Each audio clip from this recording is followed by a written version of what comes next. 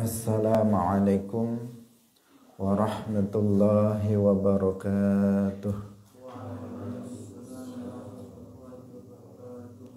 Alhamdulillahi rabbil alamin. Lahu ni'matu wa lahul fadlu wa lahul thana'ul hasan. Wa salawatullahil barrir rahim wal malaikatil muqarrabin ala sayyidina wa maulana Muhammadin wa ala alihi wa ashabihi at-tayyibin at-tahirin. Allahumma la sahla illa ma ja'altahu sahla wa anta taj'alul hazna idza syi'ta sahla. Allahumma arzuqna al-ikhlasa fi niyyati wal qawli wal amal. Wa ba'du. Ila nabiyil Mustafa sallallahu alaihi wasallam wa ikhwanihi minal anbiya'i wal mursalin wa syuhada'i was salihin, khususan ila sultanil awliya Syekh Abdul Qadir al-Jilani wa Syekh Ahmad Ar-Rifa'i wa Syekh Baha'iddin Naqsyabandi wa Syekhina Abdullah al-Harari wa ila arwahi muassisi jam'iyyati Nahdlatul Ulama Syekh Muhammad Hashim Ash'ari wa Syekh Bisri Sansuri wa Syekh Abdul Wahab Hasbuh. Al-Fatihah. A'udzu billahi minasy syaithanir rajim. Bismillahirrahmanirrahim. Alhamdulillahi rabbil alamin. Ar-Rahmanir Rahim. Maliki yaumiddin. Iyyaka na'budu wa iyyaka nasta'in. Ihdinas siratal mustaqim. Siratal ladzina an'amta 'alaihim ghairil maghdubi 'alaihim waladdallin. Amin. Hadirin hadirat kaum muslimin muslimat, pemirsa Meru TV rahimakumullah. Alhamdulillah, kita bersyukur kepada Allah Subhanahu wa taala. Pagi hari ini Allah Subhanahu wa taala mentakdirkan kita untuk bisa kembali bersama-sama dalam pengajian tafsir ayat ahkam. Semoga Allah Subhanahu wa taala memberkahi majelis ini sehingga kita bisa memahami apa yang kita pelajari dan mendapatkan ilmu yang manfaat barokah fid dunya wal akhirah. Amin ya rabbal alamin. Salawat dan salam semoga tetap terlimpahkan kepada Nabi Agung, makhluk yang termulia, yaitu Nabi Muhammad sallallahu alaihi wasallam, para sahabatnya, keluarganya, serta seluruh umat Islam yang mengikuti beliau ila yaumil qiyamah. Hadirin rahimakumullah, mari kita mulai ngaji kita pagi hari ini dengan mengikhlaskan niat kita masing-masing lillahi ta'ala. Pagi hari ini kita masih dalam pembahasan yang sama, yaitu tentang waktu-waktu sholat. Ayat-ayat yang kita sebutkan itu mirip atau dekat dengan ayat-ayat yang telah kita sebut sebelumnya. Yaitu yang pertama surat Qaf ayat 40. Allah Subhanahu wa taala berfirman, "Wasabbih bihamdi rabbika qabla tulu'i syamsi wa qabla al-ghurub wa minal laili fasabbihhu." Wasabbih bihamdi rabbika qabla tulu'i syamsi wa qabla al-ghurub wa minal laili fasabbihhu. Qala al-Ansari fi Fathil Wahhab arada bil awwali as-subha wa bithani az-zuhra wal asra wa bithalithil maghriba wal isya'a. Syekh Zakaria Al-Ansari dalam kitab Fathul Wahhab beliau mengatakan bahwa yang dikehendaki dengan yang pertama yaitu qabla tulu'i syamsi. Qabla tulu'i syamsi, sebelum terbitnya matahari adalah sholat subuh. Dan yang dikehendaki dengan yang kedua yaitu qabla al-ghurubi, sebelum tenggelamnya matahari adalah sholat zuhur wal asr dan sholat asar. Dan yang dikehendaki dengan yang ketiga wa minal laili fasabbihhu adalah sholat maghrib dan isya. Jadi sudah mencakup 5 sholat dalam ayat ini. Wasabbih bihamdi rabbika qabla tulu'i syamsi wa qabla al-ghurubi wa minal laili fasabbihhu. Qala an-Nasafi fi tafsirihi. An-Nasafi dalam kitab tafsirnya beliau mengatakan wasabbih bihamdi rabbika hamidan rabbika atau hamidan rabbaka. Seraya kamu bertasbihlah bihamdi rabbika, artinya seraya memuji Tuhan kamu. Wa tasbih mahmulan ala zahirihi aw ala shalah, seperti penafsiran yang kemarin. Wasabbih bihamdi rabbika itu bisa dipahami secara zahirnya, artinya kita diperintahkan untuk mensucikan Allah Subhanahu wa taala dari menyerupai makhluknya. Kita diperintahkan untuk mensucikan Allah Subhanahu wa taala dari sifat-sifat yang tidak layak bagi Allah, yaitu sifat-sifat makhluk.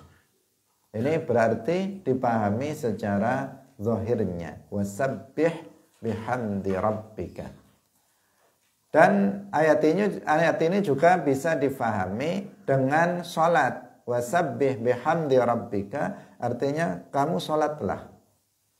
Bisa dipahami dengan dua pemahaman ini sebagaimana ayat yang sebelumnya telah kita bahas. Fas-sholatu qabla tulu'i syams.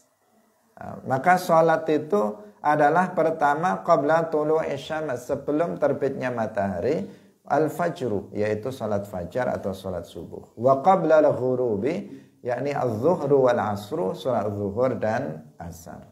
Wa minal laili fasabbihhu, al-isya'ani awit tahajjud, yaitu dua isya, maksudnya maghrib dan isya, kemudian atau sholat tahajud. Itu yang dilakukan di waktu malam. Nah, ini penafsirannya tidak jauh dari penafsiran ayat sebelumnya yang sudah kita bahas. Kemudian qauluhu ta'ala, ayat berikutnya surat Hud ayat 114. Qauluhu ta'ala wa aqimis sholata tarafayin nahari wa zulafam minal lail. Wa aqimis sholata tarafayin nahari wa zulafam minal lail. Surat Hud ayat 114. Qala an-Nasafi fi tafsirihi wa aqimis sholata tarafayin nahar ghadwatan wa ashiyatan. Lakukanlah atau dirikanlah sholat pada dua ujung siang. Ujung siang artinya pada waktu pagi dan pada waktu sore. Pada waktu pagi dan pada waktu sore. Karena dua ujung siang. Ujungnya siang berarti di pagi hari, ujungnya ujung siang yang satu di pagi hari, ujung siang yang satunya di sore hari. Wa zulafam minal lail ay wa sa'atin minal lail. Zulafam minal lail artinya pada waktu-waktu di malam hari. Zulafun dalam bahasa Arab itu adalah jam'u zulfah, artinya jamak dari kata zulfatun. Dan artinya apa zulfah? Wa hiya sa'atuhu al-qaribatu min akhirin nahar min azlafahu idza qarrabahu. Kata zulfah itu artinya adalah waktu-waktu yang dekat dengan akhir siang. Yang dekat dengan akhir siang. Berarti masih dekat dengan siang, akhir siang, sore. Berarti apa? Maghrib, isya itu yang dimaksud dengan zulaf. Zulafam minal lail. Dari kata azlafahu idza qarrabahu, yaitu ketika mendekatinya. Kata itu azlafa artinya mendekati secara bahasa. Zulafam minal lail artinya adalah waktu-waktu malam yang dekat dengan waktu siang. Yaitu di sini berarti sholat apa? Maghrib dan isya. Wa sholatul ghadwati al-fajru wa sholatul asyiyyati az-zuhru wal asru. Tadi dikatakan torofayin nahar itu di waktu ghadwah dan di waktu asyiyah. Salat yang dilakukan pada waktu pagi itu adalah salat subuh atau salat fajar, dan salat yang dilakukan di waktu sore itu salat zuhur dan salat asar. Li'anna ma ba'da zawal asyiyun, karena waktu setelah tergelincirnya, bergesernya matahari ke arah barat itu sudah disebut dengan asyiyun. Jadi dalam bahasa Arab, asyiyah itu adalah waktu setelah bergesernya matahari ke arah barat atau disebut dengan zawal sampai dengan tenggelamnya matahari. Itu namanya apa? Asyiyah. Maka ketika disebut sholat asyiyah, maka yang dimaksud di situ sholat zuhur. Karena sholat zuhur waktunya setelah zawal. Dan sholat asyar, sholat asar. Kemudian yang berikutnya wa sholatu zulaf al-maghribu wal isya. Sedangkan waktu sholat zulaf, sholat yang dilakukan dekat dengan waktu siang, itu adalah sholat maghrib dan sholat isya. Wa intisabu tarafayin nahar ala dzarf li'annahuma mudhafani ilal waqti. Kaqaulika aqamtu indahu jami'an nahari wa ataituhu nisfan nahari wa awwalahu wa akhirahu tunsabu hadza kulluhu ala i'ta'il mudhafi hukmal mudhaf ilaih. Sekarang pembahasan tentang nahu. Disebutkan dalam ayat tarafayin nahari. Itu adalah susunan mudhaf ilaih. Tarafai itu mudhafnya, an-nahari itu mudhaf ilaih. Tarafai asalnya dari tarafaini, musanna. Tarafaini, kemudian karena menjadi mudhaf maka nunnya dihilangkan menjadi tarafayin nahari. Dan itu mansub, dibaca nasab karena isim musanna itu mansub dengan ya, tarafai, tarafai kemudian dihilangkan tarafayin nahari. Pertanyaannya kenapa mansub, jadi apa kedudukannya di dalam jumlah wa aqimis sholata tarafayin nahari wa zulafam minal lail, kedudukannya menjadi apa? Jawabannya yaitu karena menjadi dzaraf. Kenapa menjadi dzaraf? Karena keduanya itu dimudhafkan kepada waktu. Pada dasarnya dia bukan dzaraf, tetapi karena dimudhafkan kepada waktu, maka dihukumi dengan hukum dzaraf. Tarafun artinya apa? Ujung, taraf. Ini namanya ujung, tarafun. Ini taraf namanya dalam bahasa Arab. Pada dasarnya dia bukan dzaraf. Tetapi karena dimudhafkan kepada waktu, maka dia dihukumi. Bukan dzaraf tetapi dihukumi sebagai dzaraf sehingga dinasabkan. An-nahar itu kan waktu. Itu sebagai mudhaf ilaih. tarafaini dimudhafkan kepada waktu yaitu an-nahar.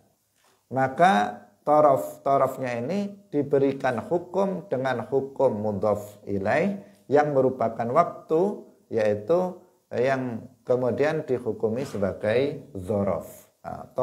Tarafayin nahari dinasabkan sebagai dzaraf karena dimudhafkan kepada waktu. Di mana dzaraf ada dua, dzarful makan, dzarful zaman. Ini menunjukkan waktu. Karena itu di sini diberi hukum, dihukum sebagai dzaraf zaman. Dan ini ada dalam bahasa Arab model yang seperti itu. Seperti misalnya dalam bahasa Arab dikatakan aqamtu indahu jami'an nahari. Aqamtu indahu jami'an nahari. Saya berdiam atau saya tinggal di rumah dia jami'an nahari, di seluruh malam. Jami' pada dasarnya kan bukan dzaraf. Jami' itu bukan dzaraf, jami'un bukan dzaraf, artinya semua. Yang tapi dimudhafkan kepada nahar yang dia siang. Maka kemudian jami' itu dinasabkan karena dihukumi sebagai hukum dzaraf karena dia dimudhafkan kepada waktu. Sehingga dikatakan jami'an nahari, bukan jami'un nahari atau jami'in nahari, tetapi jami'an nahari dinasabkan. Wa ataitu nisfan nahari. Aku telah datang kepadanya pada tengah malam. Nisf itu juga bukan dzaraf pada dasarnya. Tetapi karena dimudhafkan kepada an-nahar yang merupakan waktu, maka dia dihukumi dengan hukum mudhaf ilaihnya, yaitu waktu, menjadi dzaraf, sehingga menjadi dinasabkan nisfa, bukan nisfu atau niswi, nisfan nahari. Wa awwalahu awwalan nahar, akhiran nahar. Dinasabkan di fathah itu karena dihukumi dzaraf, mengingat dia diidhafahkan atau dimudhafkan kepada waktu. Ini kajian tentang apa? Tentang lafadznya dari ayat tarafayin nahar. Karena bisa muncul pertanyaan ini, kenapa nasab? Wa aqimis sholata tarafayin nahar. Kenapa kok dinasabkan? Dalam hal ini dinasabkan dengan ya karena mutsanna. Jawabannya karena dzaraf. Karena dia dzaraf. Kok dzaraf? Padahal sebenarnya enggak dzaraf. Jawabannya karena dia dimudhafkan kepada waktu, sehingga dia dihukumi dengan mudhaf ilaihnya, sehingga dia dikatakan dinasabkan karena dzaraf. Hadirin yang dirahmati oleh Allah Subhanahu wa taala. Sekarang kita lanjutkan pada surat Al-Baqarah ayat 238. Allah Subhanahu wa taala berfirman, "Hafizu 'ala sholawati was sholatil wusta wa qumu lillahi qanitin." Hafizu 'ala sholawati wassalatil wusta wa qumu lillahi qanitin. Wa hadhil ayah wa illam tadulla ala mawaqitis salawati kulliha fa fiha hathun ala al-muhafazati 'alaiha bi adaiha fi awqatiha. Wa dzikru salatil wusta allati hiya awqadus salawati wa ikhtalafa an-nasu fiha ala madzahiba. Ayat ini meskipun tidak menunjukkan waktu salat secara keseluruhan seperti ayat-ayat sebelumnya yang menunjukkan waktu salat lima-limanya keseluruhan, waktu salat yang wajib kita lakukan 5 kali. Ayat yang ini, Al-Baqarah 238, tidak menunjukkan waktu sholat seluruhnya. hanya sebagian sholat saja. Namun ayat ini berisi dorongan atau motivasi kepada kita untuk memelihara sholat. Agar memiliki perhatian dalam pelaksanaan sholat dilakukan pada waktunya. Dan dalam ayat ini juga menyebut tentang adanya sholat yang disebut dengan as-sholatul wusta. As-sholatu al-wusta. Yang ini merupakan sholat yang paling kuat atau yang paling mulia. Dan para ulama berbeda pendapat tentang sholatul wusta ini. Apa yang dimaksud dengan as-sholatul wusta? Kalau secara harfiah, as-sholatul wusta itu adalah sholat yang paling tengah secara bahasa. Tetapi kemudian para ulama memaknainya dengan sholat yang paling kuat atau sholat yang paling mulia, yang paling utama di antara sholat-sholat yang lainnya. Tetapi sholat apa itu? Ada perbedaan pendapat di antara para ulama yang akan kita bahas berikut ini. Pertama kita akan membaca kitab Nihayatul Muhtaj karya Al-Imam Ar-Ramli. Qala Ar-Ramli fi Nihayatil Muhtaj wa nassa asy-Syafi'i ala annaha ay as-subha al-wusta liqaulihi ta'ala hafizu ala sholawati al-ayah idh la qunuta illa fiha. Al-Imam Syafi'i ini menurut satu pendapat ya, satu pendapat dari yang dikatakan ini pendapat Al-Imam Syafi'i. Al-Imam Syafi'i telah mengenas, artinya telah menetapkan bahwasanya sholat subuhlah yang dimaksud dengan as-sholatul wusta. Jadi sholat subuh yang dimaksud dengan as-sholatul wusta. Ini berdasarkan firman Allah, hafidhu ala sholawati was sholatil wusta wa qumu lillahi qanitin. Kenapa? Idla kunuta illa fiha. Karena nggak ada kunut kecuali dalam sholat subuh. Dalam selain sholat subuh nggak ada kunutnya. Yang ada kunutnya itu hanya sholat subuh saja. Nah, maka ini menunjukkan bahwa sholat subuh berbeda dengan sholat yang lainnya. Dan dialah yang dimaksud dengan as-sholatul wusta. Menurut Al-Imam Syafi'i. Thumma qalat, di sini wali khabari muslimin berdasarkan khabar Muslim, artinya hadis yang diriwayatkan oleh Imam Muslim. Qalat Aisyatu liman yaktubu laha mushafan, bahwa Sayyidah Aisyah itu berkata kepada orang yang menuliskan mushaf untuk beliau, uktub wassalatil wusta wassalatil asr.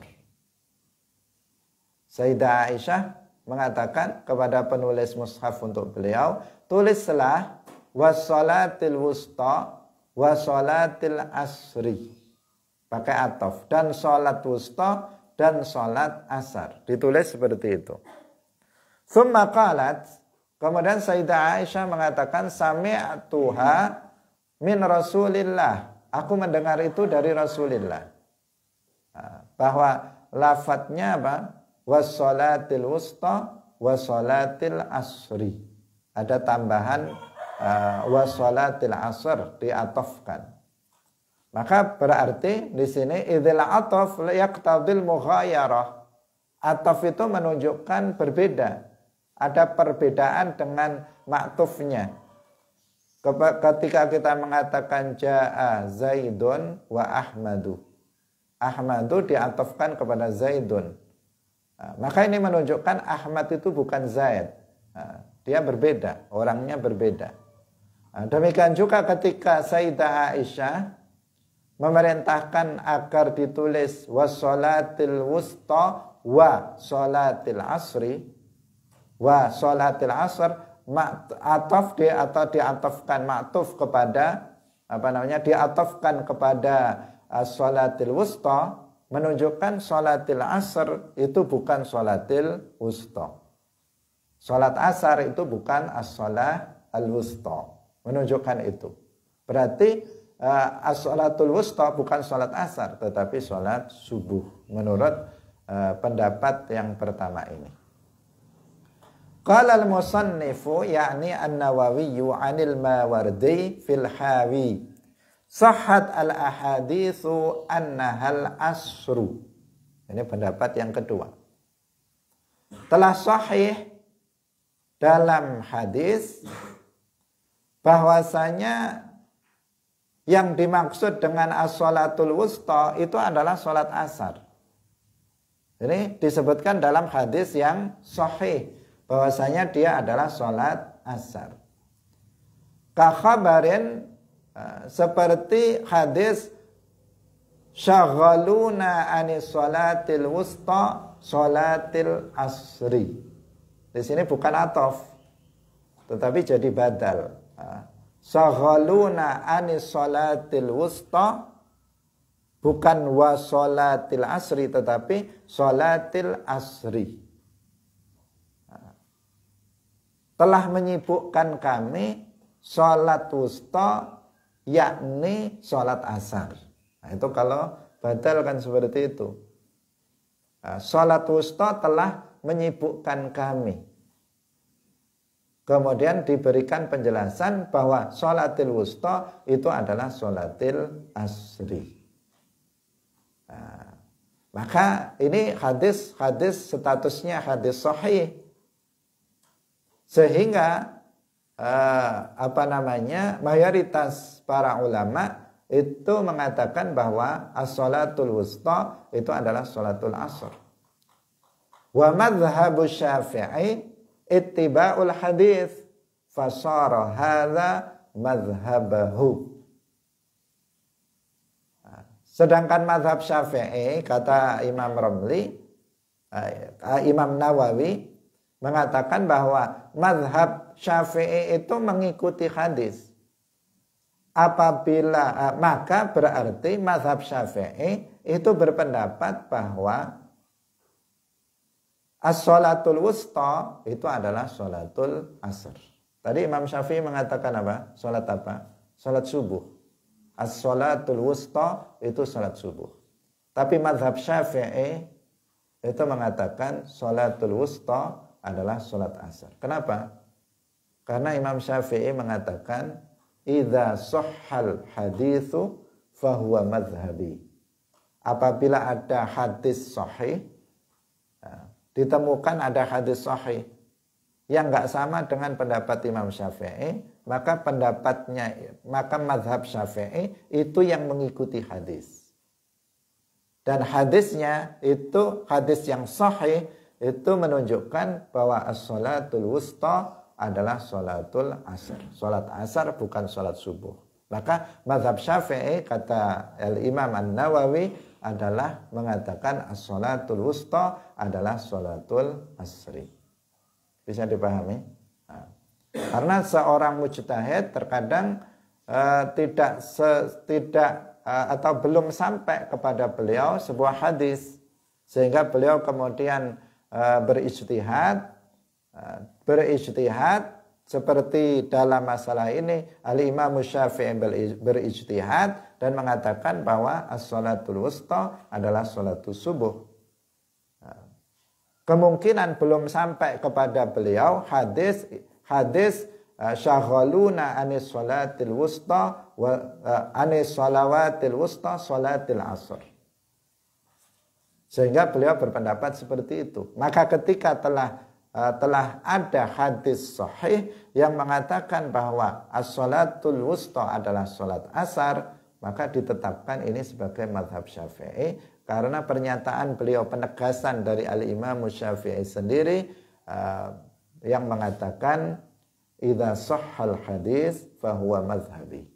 Dan ini menunjukkan apa? Ketawaduan dari Al-Imam Syafi'i radhiyallahu anhu, karena pada dasarnya sumber dari ajaran Islam adalah Al-Quran dan hadis. Maka jika telah ada hadis sahih menjelaskannya, maka itu yang harus diikuti, bukan pendapat seseorang. Maka beliau menyatakan itu bukan berarti bahwa pendapat Al-Imam Syafi'i itu bertentangan dengan hadis, tidak. Tetapi ini menunjukkan ketawaduan dari Al-Imam Syafi'i radhiyallahu anhu. Meskipun ilmu beliau telah memenuhi dunia ini, tetapi beliau tetap mengatakan idza sahhal hadisu fahuwa madhhabi, menunjukkan kerendahan diri beliau. Kita lanjutkan. Wala yuqalu fil mas'alati qaulani kama wahima fihi ba'du ashabina. Ini kata Imam Nawawi. Karena itu tidak dikatakan bahwa dalam masalah ini, dalam mazhab Syafi'i itu ada dua qaul. Sebagaimana disangka oleh sebagian ashabus Syafi'i. Jadi ada ini rad Al-Imam An-Nawawi membantah pernyataan sebagian orang yang mengatakan bahwa dalam mazhab Syafi'i ada dua qaul. Yang pertama mengatakan as-sholatul wusta itu salat subuh, dan yang kedua mengatakan as-sholatul wusta itu salat asar. Beliau mengatakan itu enggak benar.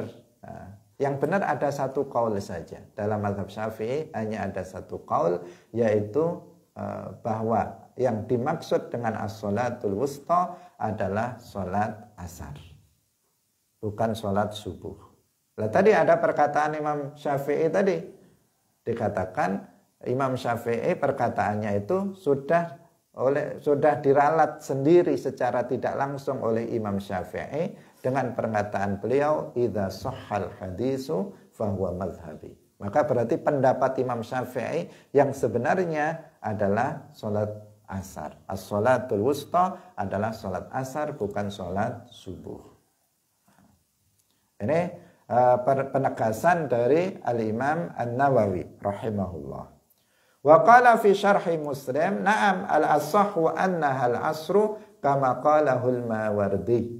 Dalam syarah Sahih Muslim juga dikatakan, berarti Imam Nawawi mengatakan benar bahwasanya yang lebih sahih bahwasanya as-sholatul wusta itu adalah sholat asar sebagaimana dikatakan oleh Al-Imam Al-Mawardi. Nah, ini ada dalam kitab Nihayatul Muhtaj karya Al-Imam Ar-Ramli. Yang berikutnya kita membaca tafsir An-Nasafi. Qala An-Nasafiyyu fi tafsirihi hafidhu ala sholawati aidawamu alaiha dawimu alaiha bimawaqitiha wa arkaniha wa syara'itiha. Dawama dawimu alaiha bimawaqitiha wa arkaniha wa syara'itiha. Hafidhu artinya langgengkanlah, artinya istiqomahlah kalian dalam melaksanakan sholat pada waktunya sesuai dengan rukun dan syarat-syaratnya. Itu yang dimaksud hafidhu ala sholawat. Karena kan lafadznya pakai hafidhu di sini. Kalau yang sebelumnya pakai aqimu, nah, di sini pakai hafidhu. Kalau diterjemahkan secara harfiah dikatakan artinya peliharalah, peliharalah sholat oleh kalian. Nah, yang dimaksud di sini adalah lakukanlah sholat itu secara terus-menerus pada waktunya sesuai dengan rukun dan syaratnya. Itu yang dimaksud. Wassalatil wusta hafidhu ala sholawati wassalatil wusta baina sholawat, di antara sholat-sholat yang lain. Al-fudla min qawlihim lil afdal al-awsat.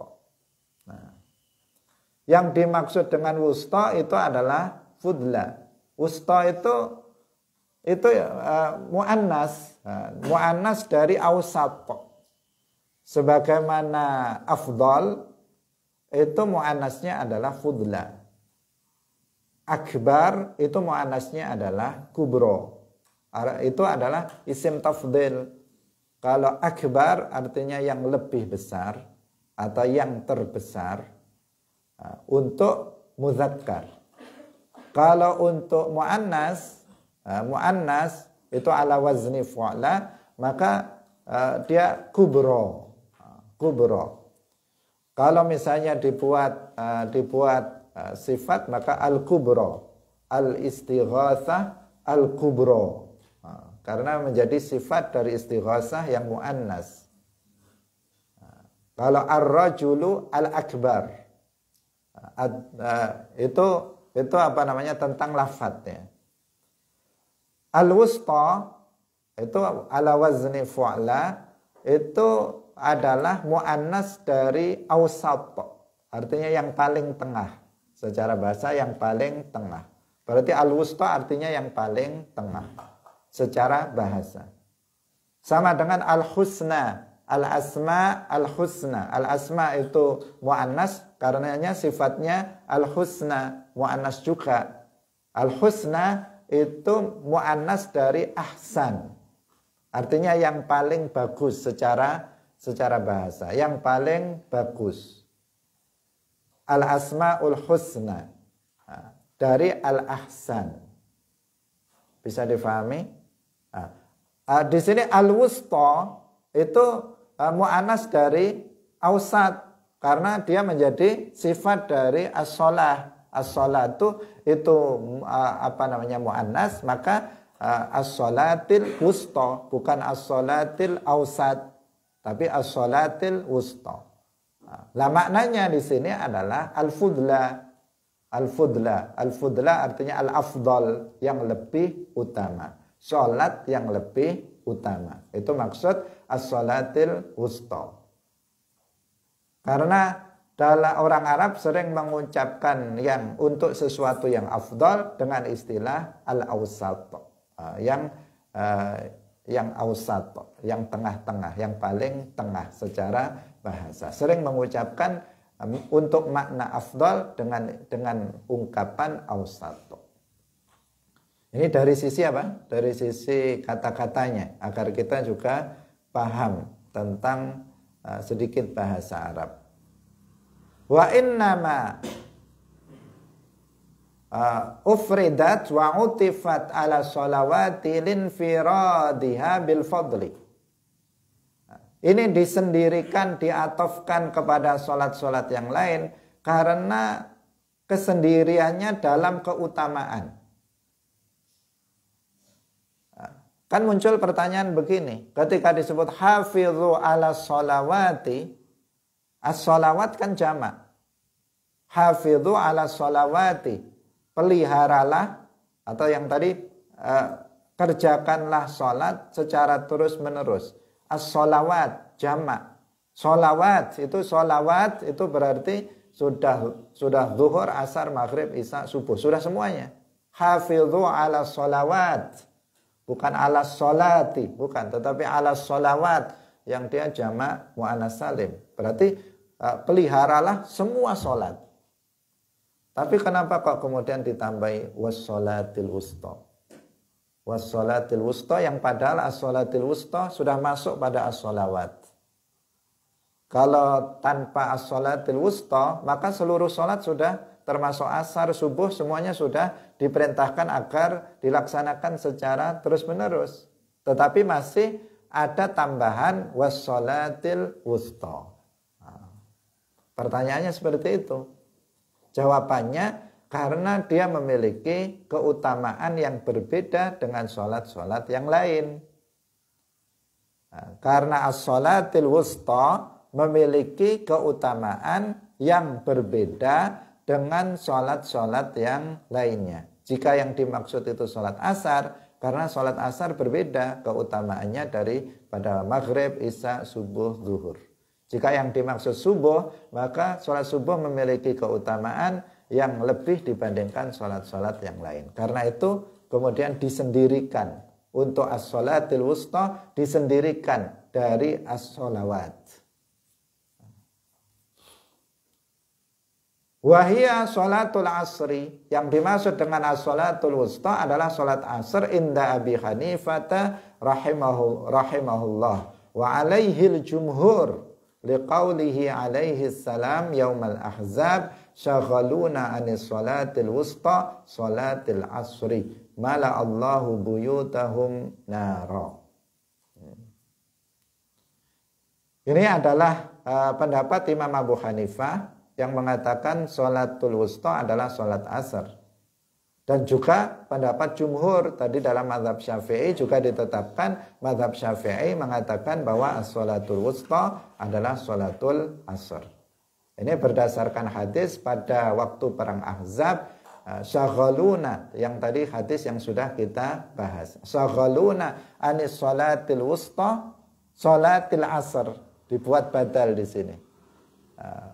Telah menyibukkan kami yaitu salat wusta, yaitu sholat asar.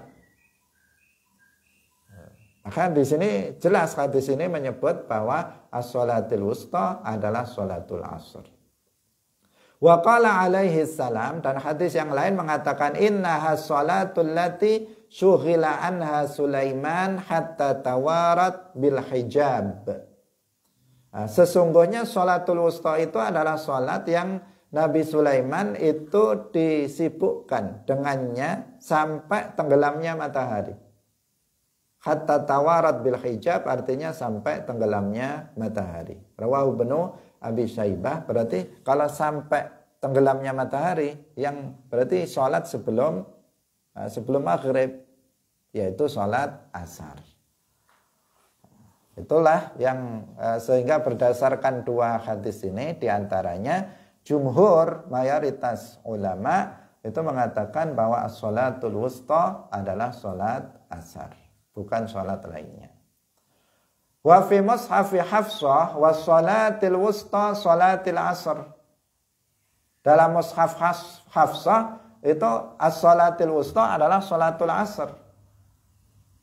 Apa yang dimaksud dengan mushafnya Hafsah? Kita tahu dalam sejarah Al-Quran belum dibukukan pada masa Rasulullah Shallallahu Alaihi Wasallam. Sudah ditulis oleh para kutabil wahyi, para penulis wahyu, tetapi belum dibukukan sebagaimana yang kita lihat pada masa sekarang. Kemudian setelah wafatnya Rasulullah, pada masa Sayyiduna Abu Bakar As-Siddiq radhiyallahu anhu, banyak para penghafal Al-Quran ini yang wafat dalam peperangan.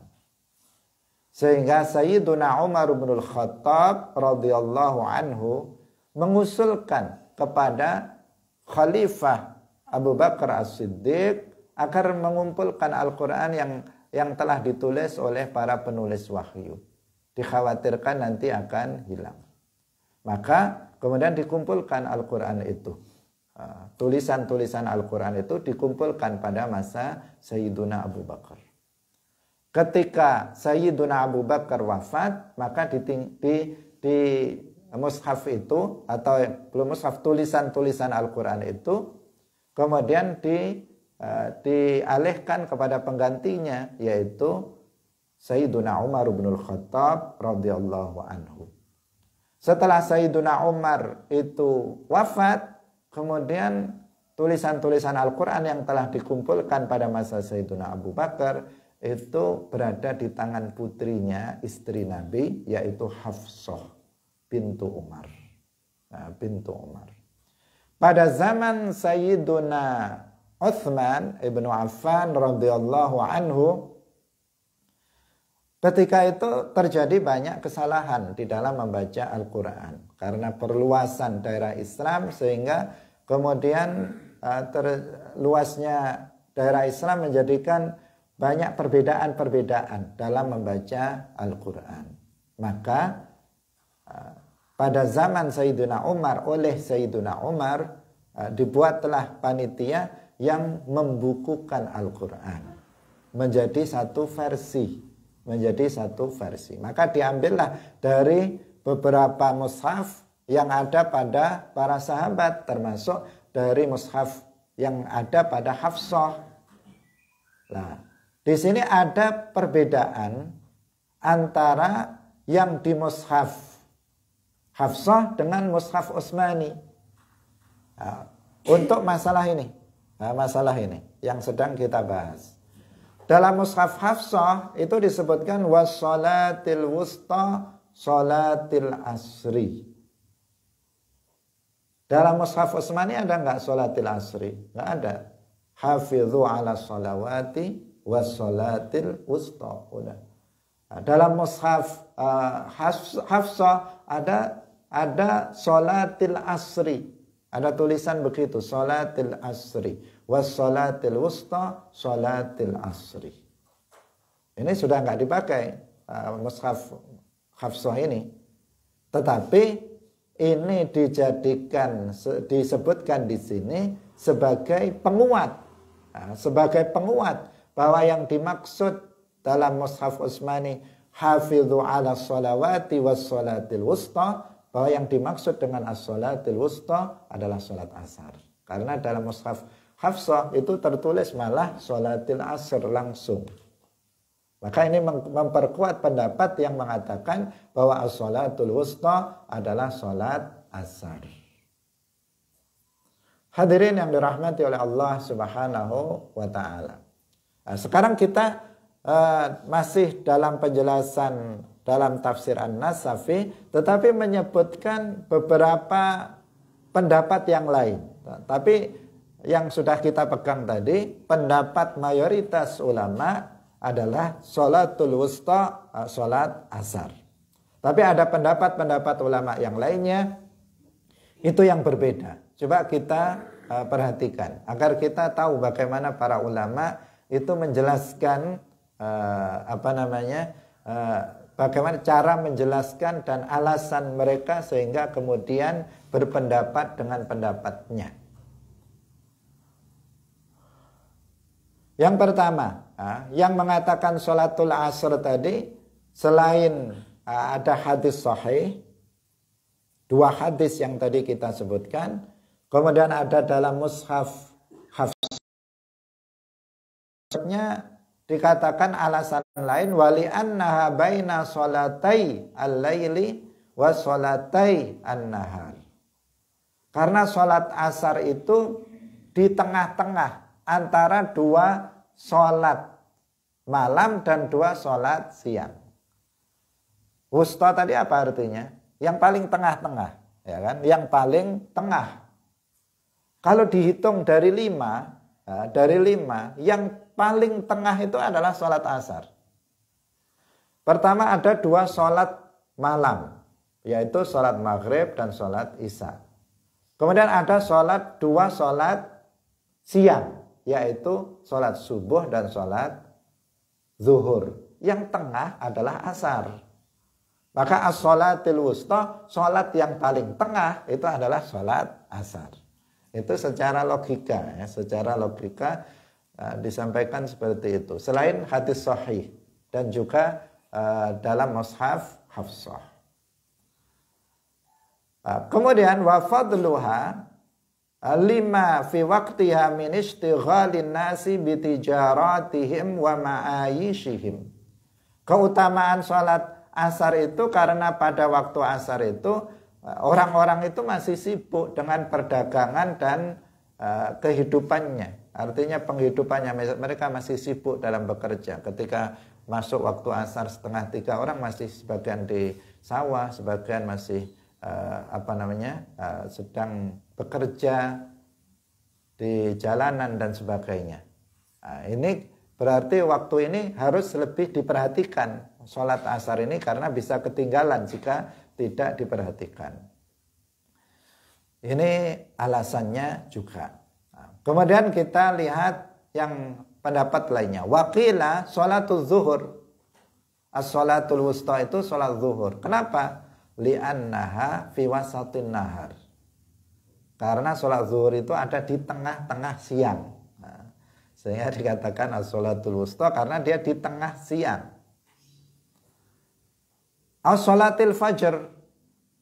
Waqila sholatul fajr. Yang dimaksud dengan sholat wusta itu adalah sholat fajar. Kenapa? Li'annaha baina sholatayin nahar wa sholatai al-lail. Karena yang di tengah-tengah antara 2 sholat itu 2 sholat malam dan 2 sholat siang itu sholat subuh bukan asar. Cara ngitungnya, tergantung cara ngitungnya. Kalau cara ngitungnya coba dilihat, di sini sholat maghrib, isya, malam. Kemudian fajar, kemudian zuhur, asar. 2 sholat siang. Berarti dia di tengah-tengah, sholat subuh itu di tengah-tengah antara 2 sholat malam dan 2 sholat siang. Asar tadi juga begitu, subuh juga begitu. Cara menghitungnya dari mana? Nah, ini juga secara akal juga bisa diterima ya. Kalau yang dimaksud adalah sholat subuh. Nah, kalau sholat zuhur tadi sedikit alasannya sedikit secara zahir agak kurang bisa diterima. Dia hanya mengatakan karena di tengah siang dilakukan. Nah, sementara kalau sholat subuh dan sholat asar itu memang sangat bisa diterima dari sisi logikanya. Kemudian ada sebagian mengatakan sholatul maghrib, sholatul wusta adalah sholat maghrib li'annaha bainal arba. Nah, ini juga pas. Wal musanna wa li'annaha baina sholatai mukhafatatin wa sholatai jahrin. Ini malah alasannya 2 kalau sholat maghrib. Yang pertama kenapa? Karena sholat maghrib itu berada di antara sholat-sholat yang bilangan rakaatnya itu 4 rakaat. Sholat maghrib berapa? 3 rakaat. Sebelumnya sholat apa? Asar. Berapa rakaat? 4. Setelahnya sholat apa? Isya. Berapa rakaat? 4 rakaat. Sholat maghrib itu sholat di antara 2 sholat yang jumlah rakaatnya 4 rakaat. Sedangkan maghrib itu 3 rakaat. Itu juga pas juga. Artinya memang benar sholat maghrib itu berada di tengah antara 2 sholat yang jumlah rakaatnya adalah 4 rakaat. Terus alasan lain, karena sholat maghrib itu berada di antara 2 sholat yang satu sirriyah, yang satu jahriyah. Sholat maghrib antara sholat apa? Asar dengan isya. Asar bacanya sirri atau jahar sirri. Kalau kita baca itu dengan suara lirih. Sholat isya jahar atau sirri? Jahar. Kita membacanya dengan keras. Maghrib ada di tengah-tengah antara yang membaca sirri dan jahar. Pas juga. Nah, pas juga alasannya. Memang dia di tengah-tengah di antara keduanya. Nah, udah. Itu alasan yang mengatakan maghrib. Sholatul isya. Ada yang mengatakan sholatul wusta itu sholat isya. Berarti semuanya masuk ini tadi. Semua pendapat yang mengatakan, ada yang mengatakan asar, ada yang mengatakan subuh, ada yang mengatakan isya, maghrib, zuhur. Semuanya ada yang berpendapat seperti itu. Sekarang kita lihat kenapa yang bilang isya itu apa alasannya? Li'annaha baina witrain. Karena dia berada di tengah-tengah antara 2 witir. Witir itu yang dikerjakan, sholat yang dikerjakan dalam rakaat ganjil. Nah, yang pertama witir yang dimaksud ya sholat witir. Karena sholat witir ini kan sunnah mu'akkadah, bahkan bagi Nabi hukumnya wajib. Sholat witir itu minimal 1 rakaat, 3 rakaat, atau 5 rakaat, atau 7 rakaat. Dia ganjil. Nah, kemudian sholat maghrib berapa rakaat? 3 rakaat, witir juga. Sholat isya di antara 2 witir. Maka dia namanya wusto. Menurut sebagian ulama. Pas juga ini pendapat yang seperti itu. Nah ini pendapat yang terakhir.